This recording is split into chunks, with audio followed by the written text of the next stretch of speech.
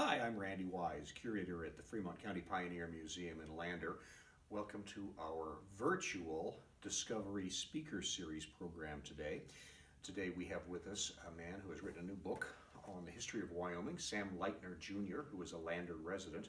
He's written a terrific overall history of the state, well worth reading, very interesting. He's going to talk about Wyoming from prehistoric times up to about statehood today. So this is going to be part one of our speaker series with Sam. We'll have part two later in the summer where he'll cover the statehood to the more recent times.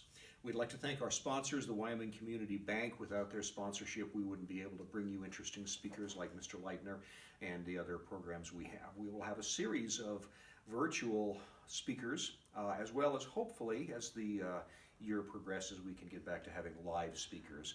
We'll see how that goes, but we do have speakers scheduled throughout the fall, and hopefully by then we'll be able to welcome you in person.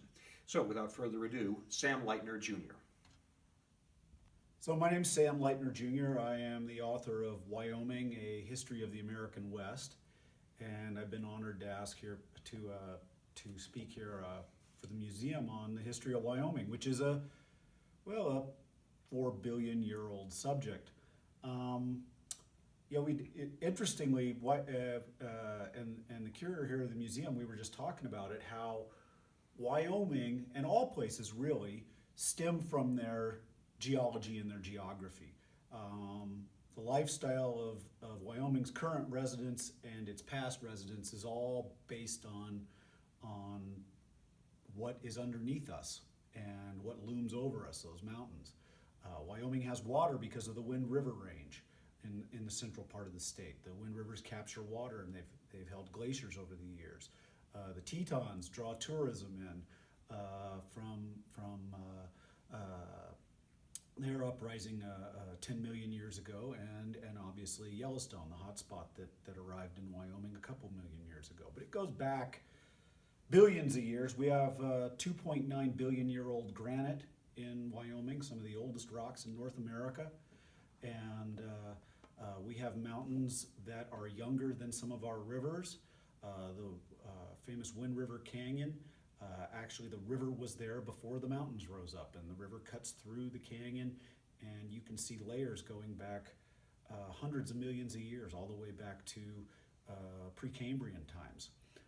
Wyoming is a place you would want to have visited 150 million years ago if you wanted to see dinosaurs. And Wyoming's dinosaurs are now on display all over the world. There are sauropods. I think there's one in the Dubai airport that's famously from Wyoming.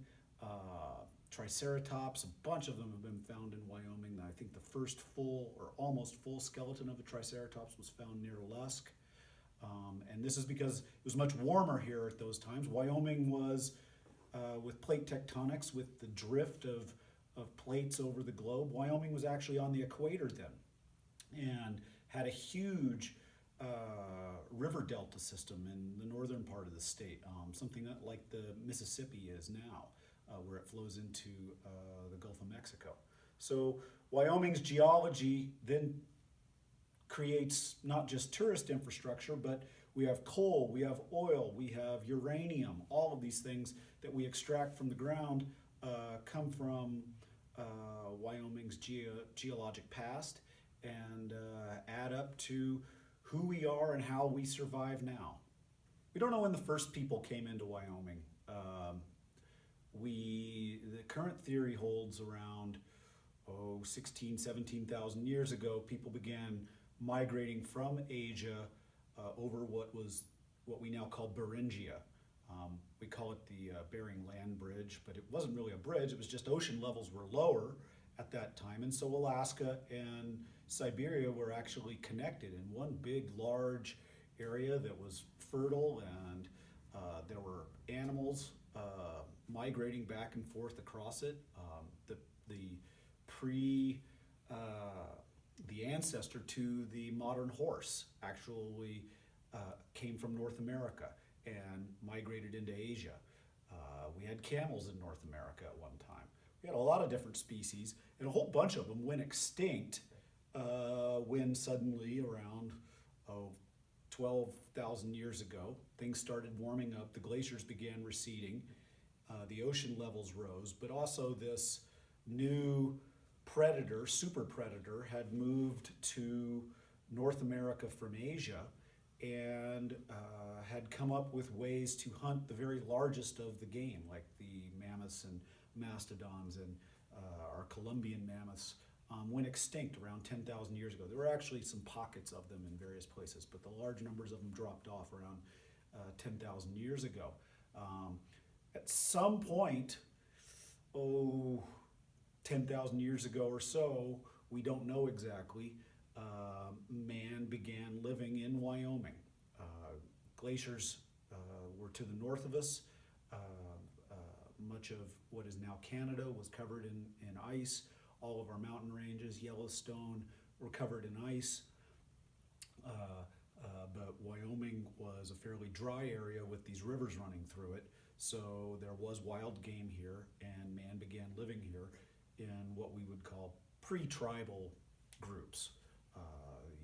This idea, humans tend to people want to make time back to our tribal ancestry in North America. They want to tie it right to Columbus, but there were tribes in existence for thousands of years that changed, ebbed and flowed. One tribe unites with another, one tribe separates from another for thousands of years before Columbus. And so when you see these maps of North America, including Wyoming, of this is where the Shoshone were, this is where the Lakota were, this is where the Comanche moved through from Texas to, that's all right, in between 1492 and 1865 or so. But before that, there were cultures we'll never know about that existed in North America, and some of those cultures would have been in Wyoming. We don't know exactly what tribes were here and what tribes weren't. We know, for instance, the Apache, which we associate with the desert Southwest. They actually speak a language, Athabascan-based language, that closely resembles that of what the Eskimos speak. They passed through Wyoming sometime, we think, around 1200. So Wyoming, the tribal people of Wyoming have been quite varied over the millennia. But since Columbian times, this area has been, in central Wyoming, dominated by the Crow, the Cheyenne, and the Shoshone, Eastern Shoshone. Around 1700, the Lakota Sioux migrated in from the northeast and took control of a large area of the northeastern part of the state. And then, of course, the Blackfeet controlled areas to the northwest of the state, Utes in the south. Sam, what was the climate like 10,000 years ago? You talked about ice, talked about rivers. Was it warmer, colder? It was colder then. It was a colder time. There was less snowfall, but the snow that did fall would be falling in the mountains and adding to these glaciers that essentially carved out the wind rivers as we see them now, carved out the Tetons as we see them now, smoothed over Yellowstone and so forth. Jackson Hole was under 1,000 feet of ice at one point, 10,000 years ago. So the climate was colder and drier, but there was water because these glaciers were melting and creating the river systems that we now use for irrigation and the headwaters of basically a good bit of the United States water supply.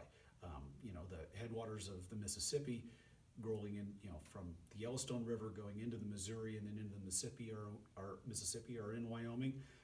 Headwaters of the Columbia, you could argue, start with the Snake River, also in Yellowstone, and then out of the Wind Rivers comes the headwaters of the Colorado with the Green River. So Wyoming has been capturing water for North America for a long time. So a major event in human history in North America and for the tribal history was in around 1520. Hernan Cortez had come in and taken on the Aztecs, and he had a law that forbade the trading of horses with the indigenous people because he recognized just how effective mounted cavalry was against these people who were using bows and could not move as fast without cavalry. So he had this law, but somehow horses wound up in the hands of the indigenous tribes, probably first with the Comanche, but we don't know exactly. And the Comanche began to trade horses with the other tribes, and these tribes developed their own animal husbandry. They learned how to raise horses. They, of course, learned how to ride horses. It would eventually, you could claim, as General Dodge once said, this is the best light-mounted cavalry in the world of the Lakota. But horses were a unbelievable change to the North American tribes. Another thing came in with Cortez that also dramatically changed things for North America, and that was smallpox. Smallpox being the most famous of the diseases. There were a number of diseases that came in, some flus, scarlet fever, so forth. But smallpox, we don't know the number of people in North America who died of smallpox, but it could have been as high as 50% of the North American population. This left enormous areas empty. So now you have these populations of people who have been decimated by disease, big open areas. The population of bison increases, for instance, the population of elk increases, making the plains and the Rockies a very fertile area for people to live in. And these people, some of them, have a very effective way of moving now. Prior to Cortez coming with the horse, it was difficult to pick up your village and move. But now you could become a nomadic people, as the Lakota did, and move into an area where there was more to eat. So you find the Lakota move in around 1700 to the northeast corner of the state from the Midwest, because they've got horses to move with. The Shoshone came in we think around 1500 or 1400 from the Great Basin area, basically Nevada. The Crow had been here for some time. We don't know how long. The Ute had been to the south. Blackfeet had been to the north, but we don't know the time frames for all these people. But the Shoshone were here probably about the time Columbus landed. They were just arriving in Wyoming, and the Lakota arrived around 1700. We don't know exactly when, but sometime around then, and began displacing the Crow and displacing the Kiowa, and putting themselves in as the dominant force in the northeast part of the state. Cheyenne and Arapaho in the southeast part of the state. So Napoleon, other side of the big pond, was fighting a war with basically with everybody in Europe, and he needed money. And he had this land that the French had claimed, they called New Louisiana. It did have a financial value that could help him pay for his wars in Europe. So he wanted to sell it. And the newly created United States of America, in particular Thomas Jefferson, was interested in buying it, partially because it would increase the size of what was then United States territory and make the United States a much larger country, but also because it would then make Napoleon not have something he had to come over the Atlantic and fight the Americans for. So Jefferson convinced Congress to go ahead and spend 1/3 of its annual budget to buy the Louisiana Territory. He ends up with it, but he doesn't even know what he's got. Creates what he calls the Corps of Discovery. We know it as the Lewis and Clark Expedition. They set out, was it 1804? 1803, 1804. I always forget exactly which years, but they're trying to find their way across the country in as much of a navigable way as possible, following the watershed of the Missouri, and get to the West Coast, and then they're going to come back and they're going to try and make friends with the indigenous peoples, and they're going to see who's willing to trade and basically find out what was it did we just buy. These people headed out on this thing, and they had these big flat boats that they were dragging up the rivers, and they would have one guy going out front every day who would help figure out where they were going, would hunt animals because they were burning thousands and thousands of calories. These 30 men were just working hard all day long, wading in the water and so forth, and dragging these boats upstream. And they picked kind of the sturdiest, best hunter, guy who actually understood the sign language of the many of the North American tribes, especially the Plains tribes. His name was John Colter. They picked him to be the guy to go out front. And he's a big guy for his time, so he was kind of an interesting, I wouldn't call it a celebrity, but the tribes he would run into were interested in talking to him. Like, there's a big white guy coming up the river. Let's go chat with him. So he was the front man for the whole expedition. So yeah, but I got my friends coming up, and we're hunting, and we're just looking to go to the far end. And there's this guy who he wants to trade with you, and well, I don't know if he ever mentioned that guy claimed he owned all the land, but trying to get along with everybody as best as possible. Well, they make their way all the way. They stay in North Dakota through one winter, and then the next summer and fall they make it all the way to Oregon and winter there. Turn around and make all the way back, and nobody's died. This is an amazing thing that these 30 people go across the country. Nobody gets killed by any one of the indigenous tribes. Amazingly, no one gets killed by bears. They made a rule that Bridger was the only guy who was allowed to leave camp without another person because they were being charged by grizzly bears so often.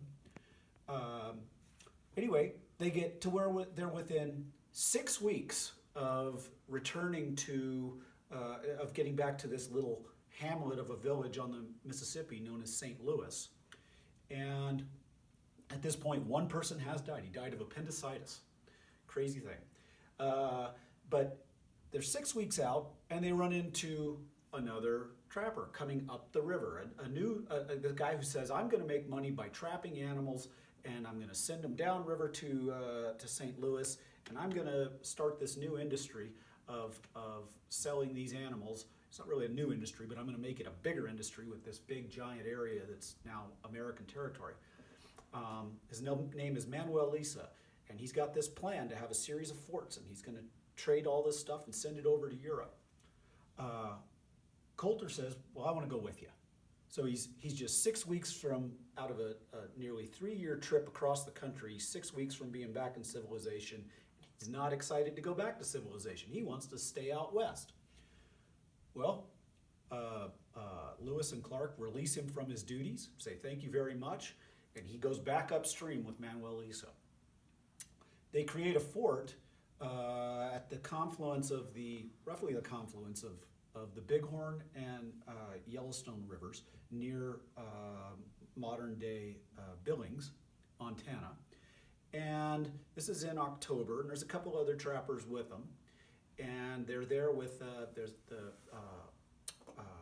Crow are the tribe that live in that area. And they are allied with the Crow. The Crow like having them around. And they say, you know what, we need to find out how close are we to Spanish territory? And are there any forts in the Spanish territory that we could trade with as well? So somebody's going to have to go out there and look around. And it's October, and Colter says, oh, I'll do it. And he takes off. Near the end of October, he takes off and with a 35-pound pack, 33 pounds, something like that, just unbelievably light amount of equipment, sets off to the southwest and becomes the first white man to enter Wyoming, as far as we know. there are theories that maybe a Spaniard had come north, but we don't know for sure. And then there's one theory that there were a couple of brothers who had come up the river at one point and possibly come as far west as Wyoming, but we don't have any proof of that. It's just theory. But we know Coulter did. He went south along the river. He crossed over into Wyoming along what we now know as the Clark's Fork of the Bighorn, and made his way down to what would be present-day Cody. That area had the name of Coulter's Hell for a long time because he reported back about it when he did eventually get home that there was this stinking spring there, and it was a kind of a nasty place because of the smell. Well, that's the stinking springs outside of Cody. He stayed with a group of Crow there, and then they directed him south and warned him, you're going to be entering into disputed territory. We dispute it with the Shoshone when you go over the next mountain range, which was the Owl Creeks. Well, he went down. He didn't run into the Shoshone. He followed the Wind River up and over Togety Pass, where he saw these mountains that had not been seen by a white man before. The Shoshone called them the Hoary Feather, but we call them now the Tetons. That name came later. Passed down into Jackson Hole. That didn't have that name at that time. We don't know for certain, but we think he went south in Jackson and crossed the Snake River somewhere near the Wilson Bridge in Jackson, and then out over Teton Pass. Spent about a month in January, the coldest month. I mean, imagine all this. He's crossing avalanche territory. He's crossing Blackfoot territory. He's crossing bear territory. Yeah, and the bears are mostly asleep, but they get up from time to time. I mean, you can't fall in a river in the wintertime. That's just a desperate thing to do. But anyway, Coulter makes it all the way to what we now know as Pierre's Hole, or the area around Driggs and Victor, Idaho. Spends about a month there, probably the coldest part of the winter, and probably in a dugout, and then continues back up north and east, crossing over Yellowstone, coming back to what is now Cody, and then following the river system out, and sometime in March meets back up with Manuel Lisa and the other trappers, and they must have just been shocked. Like, oh, we thought you were dead. You couldn't think you could go away they'd spent a hard winter in a cabin, and this guy just comes rolling in with nothing but a jacket on. Pretty impressive thing, but he then went on to be one of the first trappers with those guys, but many trappers followed, and they all made their way up the rivers, and the Intermountain West, as we call it now, the area of basically centered on western Wyoming, became really the center of the beaver trade in North America. This is where the rendezvous would take place, where all the men would come together and they would trade all their furs for more traps, more gunpowder, a lot of whiskey. The rendezvous era we definitely hold that with some romanticism, and rightly so. It's an interesting time, unless you were a beaver. It was a really bad time. The beaver population was dropping off dramatically as all of these guys were coming in and rounding up all these, trapping all these beavers and shipping them off to Europe to make beaver hats out of. The beaver fur made a very nice hat, made into a felt it repelled water, it was very warm, it looked nice. But beavers were becoming more scarce, and then beaver hats started to sort of fall out of what was trendy, and hats made from animals in South America became more trendy. And all of a sudden the beaver trade was we're now into the 1830s and 1840s, it's starting to slow down, and Wyoming is also becoming a little bit more of a dangerous place to live, because the initial surge of all these mountain men coming in, they lived in much the same way that the Native Americans did, and there weren't very many of them. But now there's starting to be a lot more of them, and there's starting to be people coming across and through Wyoming, and they're headed to the west, and they're eating a lot more of the animals that the local indigenous tribes have been living on for thousands of years. This is basically making for strain on the resources, and these people are having a hard time. So they're not as happy that all of these white guys are showing up. So the trappers, a group of them, they were formed into companies. And one of the companies, the Rocky Mountain Fur Company, had built a fort in eastern Wyoming on a river that was named for a Frenchman who had been killed on that river. His name was Jacques La Ramée. They had built a fort there that they could trade. They could bring all of their furs to that fort, and then the wagons could set off and carry all those things back to St. Louis, and then it could go down the Mississippi and be spread all over the world. Well, those wagon ruts were used now in the early 1830s. The first people started using those wagon ruts to get to what was known as Oregon Territory. The British called it Columbia Territory, but the Americans were calling it Oregon Territory. And this was part of the country that basically ran from the Continental Divide all the way to the Pacific Ocean on, let's say, the northern half of North America. So Washington State, Idaho, and what we now call Oregon, and some of Wyoming and some of Montana. This place, it was supposed to be the Garden of Eden. Everybody wanted to get there. So people were coming across using these old wagon ruts that had been put in by the trappers carrying their wares. And one of the first places they would stop was at this trading post known as Fort La Ramée. The name slowly changed to a more American Fort Laramie. And eventually it was no longer a trading post used by the trappers because they were no longer trapping. It was still a trading post for other goods, but the Army, U.S. Army, built a post there to help assist all these people that were coming across the country. And they essentially went right across the middle of Wyoming. They followed the Platte River up to what is now Casper, then turned a little bit south, came through following the Sweetwater River right across the middle of the state, passing just south of Lander, and then over South Pass. And there were eventually some braids in the trail, some going to the south, some going to the north. This is when Frederick Lander, that would go all the way into 1858 when his Lander cutoff was built.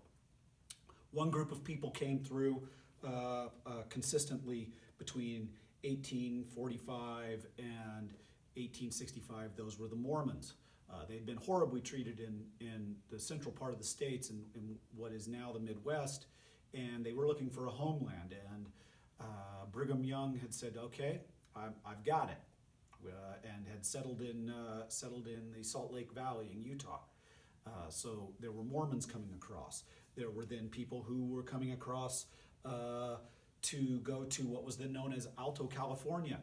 It was a Spanish territory at the time, but the Spanish and the Americans were headed towards war, and the Spanish were, as a world power, were somewhat in decline, and were probably going to lose that area. So people were banking on the fact that California was going to become part of the United States. This idea of a manifest destiny that the United States would encompass all the land running from the eastern seaboard to the Pacific was a powerful thing with the American people. And people all over the world. People were immigrating to America just to try and go all the way to the western part of the United States where you could get free land.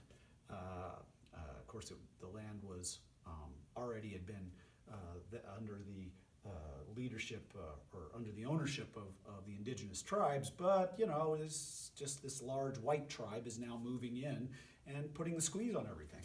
That is also putting more stress on the resources, And some of these peoples, then this is kind of an interesting thing that most people don't realize. We think of the so-called Indian Wars as being something that was the Indians versus the white people, but it didn't actually work that way. If you use, for instance, the Lakota as an example, they moved into Wyoming around 1700 and in the process made enemies with a few of the other tribes that were already here, that were smaller. The Crow and the Lakota hated each other. The Kiowa hated the Lakota. The Shoshone hated the Lakota. Cheyenne didn't really, at first, didn't like the Lakota either. The Lakota were a big tribe. They were very good warriors, and they were pushing around everybody in this area. So then when this white tribe comes in and says, you know, yeah, we're gonna be living here too, some of those indigenous tribes, like the Shoshone, like the Crow, said, well, that works for us because we've been having problems with this big tribe, and we're going to be your friends. Other groups said, no, we don't want you here. Blackfeet, Cheyenne, Arapaho, they said no. So the so-called Indian Wars were also a fractious time in those various indigenous Native American tribes. And I think that if we had not, if those tribes had all been getting along, we might have a much different shape to the United States. But because they were at war with each other, there was allies for this new white tribe, and there were areas that were safe for the white tribe to base out of. And that made things, you could divide and conquer much easier. Wyoming was one of the last places to actually get settled. Most people just used Wyoming as a pass-through point. But by the time that people were settling here, these divisions with the Native American tribes and these alliances between the tribe and the American army, the cavalry and so forth, were setting up spots where people could safely come in and homestead. Great. Sam, can you talk a little bit about the importance of South Pass itself? Because that's, in my opinion, the key to the whole thing. South Pass, again, we come back to our geology, our geography. South Pass is kind of an amazing thing. The Rocky Mountains, if you look at a geologic map, let's say a terrain map of North America, look at the Western Hemisphere, they pretty much run from northern Canada, from the Alaska-Canada border, all the way down to the Mexico border, and somewhat continue on, unbroken to a large degree. But there's the one break that we now call South Pass, and that is at the southern end of the Wind Rivers. There's a low-grade incline that goes up and low-grade decline down on the western side that is not too steep for wagons to be able to pass. You couldn't go through Colorado very effectively with a wagon because you've got to go over the Rockies. You couldn't go through Montana because you got to go through the northern Rockies. But there was this spot, South Pass, that you could get through, and it even had water and drinkable water. See, a lot of the water wasn't even drinkable because it's too alkali, but there was drinkable water, and you could keep your animals going. And it just so happened to pass through Shoshone and Crow territory, who were fairly friendly to this new tribe that was passing through. So South Pass, without South Pass, you would not have had the growth in the American population in these somewhat disputed territories, one being California, that was Spanish territory, the other one was sort of American territory and sort of British territory, and of course that's not even taking into account the indigenous peoples who lived there, but you had all these Americans going to those areas. That helped those areas then become American territory. wouldn't have happened without that geographic break in the Rockies that allowed probably around 400,000 people to pass over a 25-year period from the eastern United States to the Pacific states. It's impossible to talk about American history in the 19th century anywhere in America and not talk about the Civil War. Now, the Civil War was all, with a few exceptions of little slaughtery battles that take place in Kansas and so forth, the big battles were all fought in the very eastern United States and southern United States, and that's the stuff we think of as the Civil War. But you also have to think about some of the geopolitics that was taking place with that Civil War, in that the country's divided, and the administration at the time of the Union, Lincoln administration, is trying to get as many people on its side as possible. Well, those territories out in the very far west, California, which has grown by 300,000 people with the thought that there was gold everywhere in California, Oregon, which has grown because if you throw something on the ground, it's going to grow into an orchard, people think. Utah, because it's the new Mormon Deseret, it's their homeland now. It's going to be their safe place. All of these places, Lincoln is trying to court them into being on the Union side, and he successfully does so. One of the things that he realizes he's going to have is better communication with these areas. The way you communicated then was you either sent a ship from Washington south to Veracruz, Mexico. Your message was carried over the essentially Isthmus of Mexico to the Pacific side, and then taken in a ship up to San Francisco or Los Angeles, and that ship. That took a while. Or you threw it in with some group of people who were traversing the immigrant trail, the Oregon Trail across the country, and said, here, pass this message on. That wasn't very effective. So one of the shipping companies came up with this idea that they would put a refreshing horse maintained by a crew, a series of these places that could maintain horses that were fresh, and people could stay overnight there. And these would be spread from St. Joseph, Missouri, all the way to San Francisco. Every 20 miles there would be one of these places, and guys could ride their horses between all of these spots and carry a message across. And you can get a message across in 10 days of continuous riding. This was the Pony Express. And the Pony Express gets a lot of press because it's a very interesting idea. You know, these guys would ride in real fast. The horse would already be saddled because the guys at this particular outpost, say it's the Sweetwater Post, they knew that the rider usually arrived around 11 in the morning. So they had the horse ready, saddle was on the horse, rider hops off his tired horse, hops on the new horse, and off he goes towards South Pass, headed west. And then they knew that another guy would be coming from the west, headed east, and that guy usually got there around 4 o'clock. So they'd have another horse ready. And that horse would go towards the Platte River Station. So they could pass a message all the way across the country. It was extremely expensive. Almost the only messages that ever went across the country were government messages. The equivalent today would make FedEx look like it's cheap. In equivalent dollars, one letter would cost $125 to send across the country. So it was pretty much all government stuff that was carried. But Lincoln also realized, well, we've got to do better than this. We've got to actually be able to move people back and forth.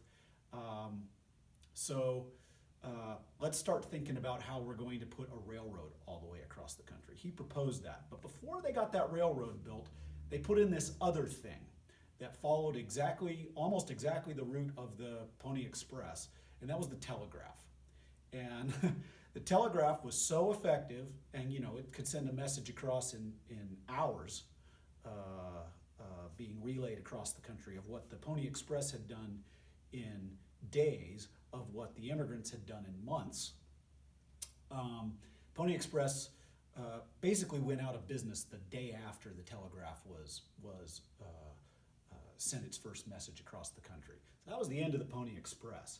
But again, this was a function of the Civil War.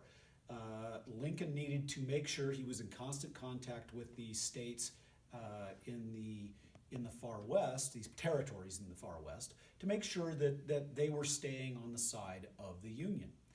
And knowing that post-Civil War, and even though the South was perhaps better at the fights, they were dramatically outnumbered and outgunned by the North. So it was kind of thought, yeah, eventually the North is going to win this thing. Lincoln administration had to be thinking, all right, how are we going to keep everybody in a union? And we're going to do that by having this railroad. We're going to put a railroad all the way across the country.